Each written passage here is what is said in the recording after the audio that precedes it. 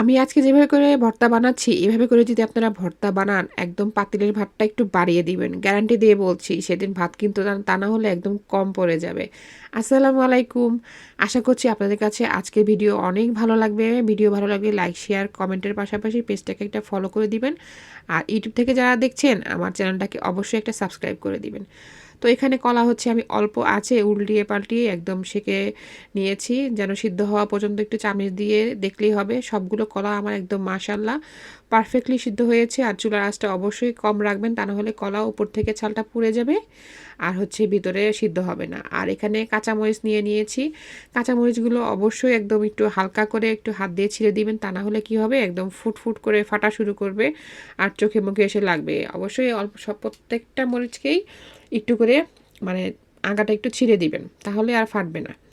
আর এখানে হচ্ছে পেঁয়াজটা আমি উল্টিয়ে পাল্টে সেঁকে নিচ্ছি। আর পেঁয়াজটা যখন এরকম পোড়া পোড়া হয় না, এটার স্মেল যে কি সুন্দর হয় ভাজি করার, মানে এরকম পোড়াবেন যখন, তখন আপনারাই বুঝতে পারবেন যে কত সুন্দর একটা স্মেল হয়। আর শুকনা মরিচ দিয়ে দিচ্ছি আমি এখানে। শুকনা মরিচটাও হচ্ছে হালকা আঁচে করে নিতে হবে, তা না হলে একদম পুড়ে যাবে আর ভিতর থেকে কাঁচাই রয়ে যাবে, মানে বিচিগুলো আর ভালোভাবে ফ্রাই হবে না। রসুনও ঠিক একইভাবে আমি পুড়ে নিচ্ছি। আজকে যে ভর্তা করব সেটা হচ্ছে সব পোড়াপুরি দিয়েই, ধনিয়া পাতাটাকেও সেম আমি একইভাবে পুড়ে নিলাম।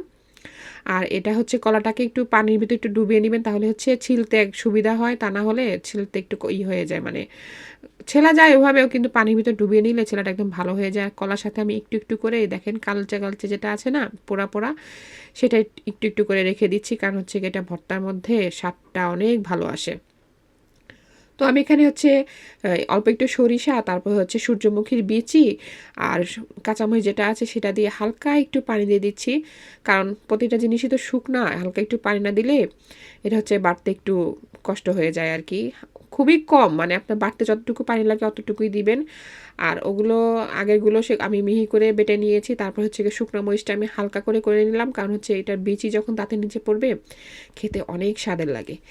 আর ধনিয়া পাতাটাকেও কেচি দিয়ে কুচু কুচু করে কেটে নিলাম, কেটে নিয়ে এটাকেও হালকা করে বেটে নিলাম। বেটে নেওয়ার পরে কাঁচা কলা যেটা, সেটা একটু হাত দিয়ে চটকে চটকে দিলাম, কারণ তা না হলে দৌড়াদৌড়ি শুরু করে দেয়, শিলপাড়া থেকে পড়ে যায়। হালকা একটু চটকে চটকে এটাকেও একদম মিহি করে বেটে নিলাম। আর গরম গরম ভাত দিয়ে এই ভর্তা খেতে যে কী যে মজা লাগে, আপনারা অবশ্যই বাসায় যদি একবার ট্রাই করেন, অবশ্যই আমাকে একটা কমেন্ট করে জানাবেন। আর এখানে হচ্ছে রসুনটা মিহি করে বেটে নিয়েছি। আর পেঁয়াজটা একদম আমি মিহি করব না, হালকা একটু আস্তে আস্তেই রাখবো, কারণ এই পেঁয়াজটা তাতে নিচে পড়লে, ভাজি করা পেঁয়াজ তো তাতে নিচে পড়লে খেতে অনেক মজা লাগে। আর এখানে হচ্ছে আমি লবণ একটু কম মনে হলো একটু লবণ, তারপর হচ্ছে একটু সরিষার তেল দিয়ে এটাকে হাত দিয়ে ভালো করে মিশিয়ে নিলাম। বাস তৈরি হয়ে গেল ওহো অসাধারণ ভর্তা। গরম গরম ভাত শিলপাটার উপরে নিয়েই আমি একদম মাখিয়ে খাওয়া শুরু করে দিয়েছি। আশা করছি আজকের ভিডিও আপনাদের কাছে ভালো লেগেছে। ভালো থাকবেন আপনারা সবাই। আসসালামু আলাইকুম।